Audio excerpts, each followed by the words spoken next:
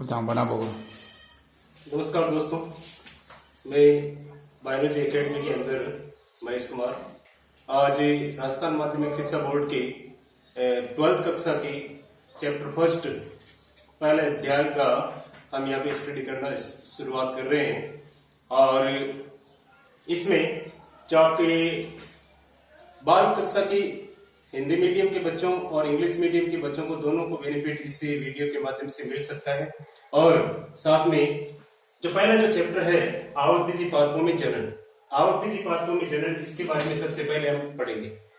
ये जो शब्द आवर्तबीजी शब्द है, रिप्रोडक्शन इन एंजियोस्पर्मिक प्लांट, तो आवर्तबीजी शब्द, ये जो आवर्तबीजी पादप होते हैं उनके बारे में पहले मैं थोड़ा सा इंट्रोडक्शन देना चाहता हूँ कि इंट्रोडक्शन आवर्तबीजी पादपों का होता है कैसे। देखो मैं बात कर रहा हूं डिवीजन यानी विभाग।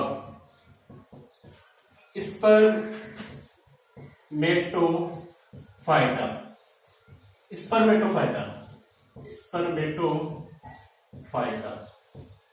स्पर्मेटोफाइटा डिवीजन के अंदर बीजीय पादपों का अध्ययन किया जाता है। बीजीय पादप का अध्ययन किया जाता है किसमें, किस डिवीजन के अंदर, स्पर्मेटोफाइटा के अंदर। तो स्पर्मेटोफाइटा के अंदर बीजीय पादपों का अध्ययन किया जाता है। तो बीजीय पादप जो सीड प्लांट होते हैं, सीड प्लांट, ये जो सीड प्लांट है मुख्यतः इसमें देखो स्पर्मेटोफाइटा के अंदर दो सब डिवीजन, दो उप विभाग, दो सब डिवीजन यानी दो उप विभाग शामिल किए गए हैं। इन दो विभाग में जो फर्स्ट सब डिवीजन है, उप विभाग है, उसका नाम है एंजियोस्पर्म। दूसरा जो सब डिवीजन है वो है जिम्नोस्पर्म। इसको कहते हैं आवृतबीजी पादप और इसे कहते हैं अनावृत बीजी पादप, अनावृतबीजी पादप। तो मेरा यहाँ पे कहने का मतलब है आवृतबीजी पादपों के इंट्रोडक्शन के अंदर अगर हम बात करें तो ये एक प्रकार की बीजीय पादप है। इन बीजीय पादपों को विभाग स्पर्मेटोफाइटा में रखा गया है। स्पर्मेटोफाइटा के अंदर बीजीय पादप रखे जाते हैं। इसमें दो सब डिवीजन पाए जाते हैं, एंजियोस्पर्म और जिम्नोस्पर्म। मैं यहाँ पे आपके सामने स्पर्मेटोफाइटा जो शब्द है, इस शब्द का जो मीनिंग, अर्थ बता रहा हूं। स्पर्म का मीनिंग होता है बीज, और फाइटा, फाइटोन, इसका मीनिंग होता है पादप। अर्थात स्पर्मेटोफाइटा के अंदर बीजीय पादपों का अध्ययन किया जाता है। तो इसके अंदर दो सब डिवीजन है, एंजियोस्पर्म आवर्तबीजी पादप, दूसरा है जिम्नोस्पर्म पादप। तो आवर्तबीजी पादप के अंदर आप देख सकते हैं, हम पहले आवर्तबीजी पादप के बारे में थोड़ा अध्ययन करते हैं। एंजियोस्पर्म आवृतबीजी यानी बीज आवरण से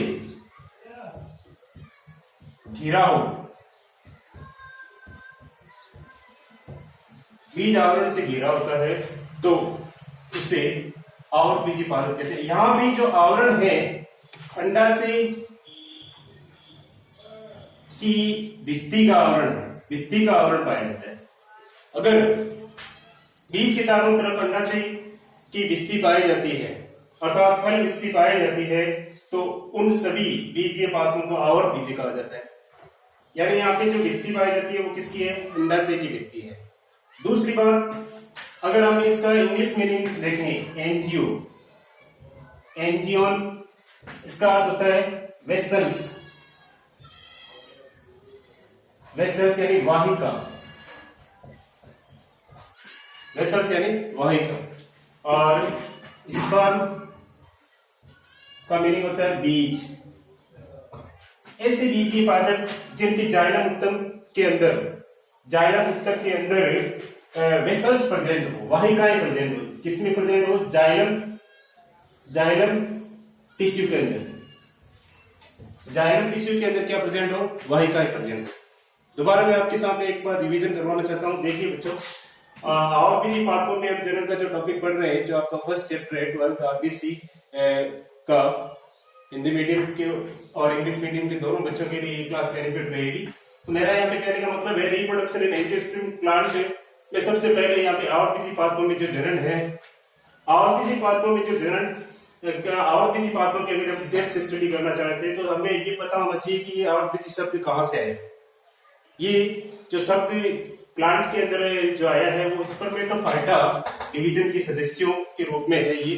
तो इसमें दो सब डिवीजन पाए जाते हैं। पहला जो सब डिवीजन है एंजियोस्पर्म, दूसरा जो सब डिवीजन है जिम्नोस्पर्म। एंजियोस्पर्म आरबीसी कहा जाता है, इसको कहते हैं अनावृत बीजी।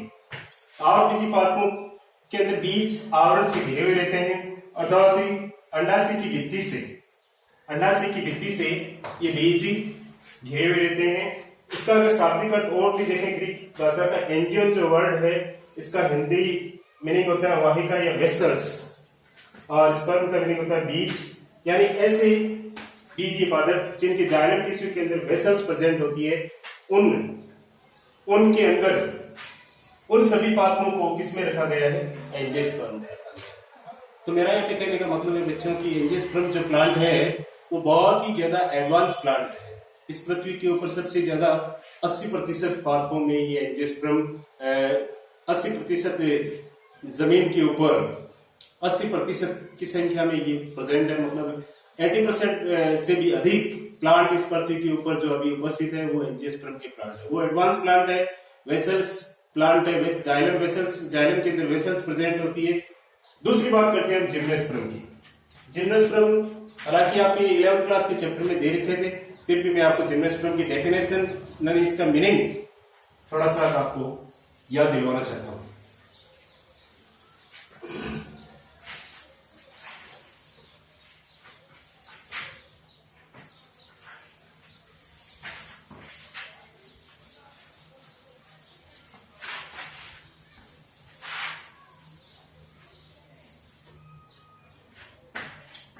जिम्नोस्पर्म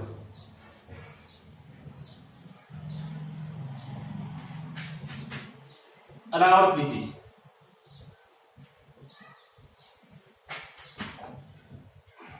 जिम्नोस्पर्म पादप अनावृत बीजी। जिम्नो जो वर्ड है, जिम्नो, इसका जो शाब्दिक अर्थ होता है नेक्ड,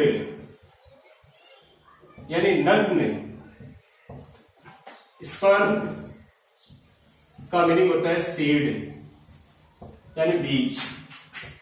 इन्हें नग्न बीजी कहा जाता है, नग्न बीजी पादप, अर्थात अनावृत बीजी, अनावृत बीजी पादप इन्हें कहा जाता है। यानी इसकी चारों तरफ जो बीज होता है, बीज के चारों तरफ आवरण नहीं पाया जाता, अर्थात अंडाशय का या फिर भित्ति का आवरण नहीं पाया जाता है। इसलिए इन बीजों को, इन बीजीय पादपों को या जिम्नोस्पर्म पादपों को नग्न बीजी कहा जाता है। चारों तरफ किसी प्रकार का अंडाशय का आवरण नहीं पाया जाता है, अर्थात ये जो नग्न जो शब्द है आवरणहीन है, आवरणहीन।